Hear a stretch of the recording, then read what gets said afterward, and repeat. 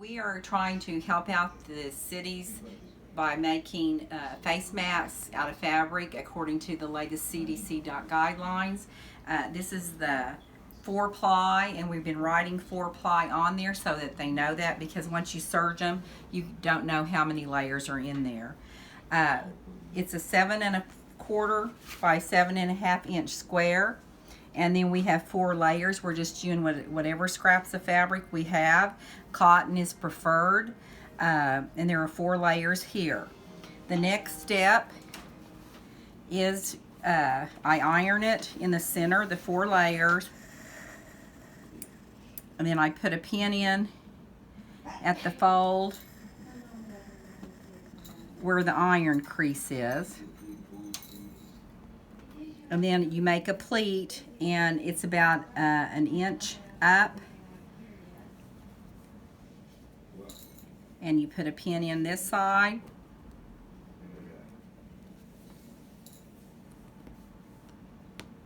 And then you do the same with the other, and it will look like this. We're going to take you to the serger or your sewing machine for the next step. Good morning. We've had several people want to know how to use the sewing machine to make the mask. So I'm going to show you on the sewing machine how to do the mask. You want to be sure all your edges are nice and trim when you do the sewing machine. And we're going to use a zigzag stitch. And we're just doing them flat, because if you try to turn them, sew them and turn them inside out, it's just too much fabric. And we're trying to do this in a timely, fast manner, but we want it to be functional. They're not going to be perfect, but they're going to be functional. You want to set your sewing machine on a large zigzag stitch to finish the edges, and sew the long edges, or whatever. You can go wherever you want on this one because it is with the sewing machine.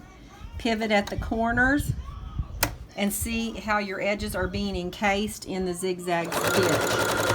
Some of you may have a special foot that finishes as you go, and that's quite acceptable too. I would zigzag all the way around it and then attach my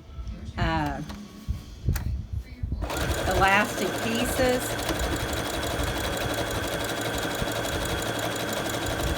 Or if you want to, you can attach them as you zigzag, but you will need to back stitch at the beginning and the end. Be careful when going over the thickness so that you don't break your needle.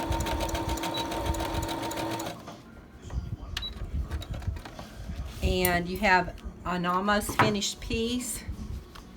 We're going to attach the elastic bands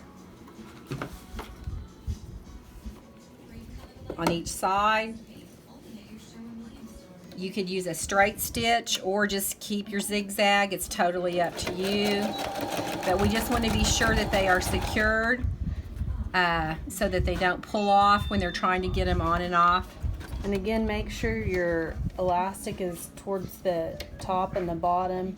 If they're not close enough to the edge, they kind of get in your vision line when you put the mask on. And then I'm going to sew the other one.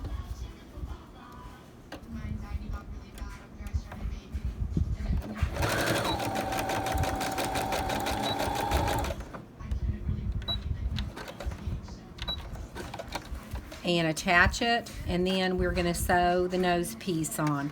If you don't have a pipe cleaner, people are using floral wire to attach them with, but you just want to be sure everything is safe. And for people, and we are once again going to attach, and I'm going to clean all these strings off at the end, and we will once again attach. Be careful when you're putting this in that you don't accidentally get your elastic in there like I did when I sewed one yesterday. And we're going to zigzag with a wide zigzag stitch again. and backstitch at the start and the stop of the pipe cleaner. And I'm just freehanding this. I don't think it has to be perfect. We just want them to be functional. And the main thing to remember is, and once again, backstitch at the start and stop. You want this to be safe for people. 4 layers is the desired thickness of cotton fabric. Also, So- remember to flip it over, and on the inside, make sure you use like a Sharpie or something that hopefully won't wash off, and write the word 4-ply. We don't have the Sharpie sitting here, but we just there Right, at the 4 bottom. ply, we write so they 4-ply. know, because when you stitch it all together, you cannot tell how many layers are in there. And so this is, and it bends for your nose. I'm not going to put this one on because I don't want to contaminate it to give it away.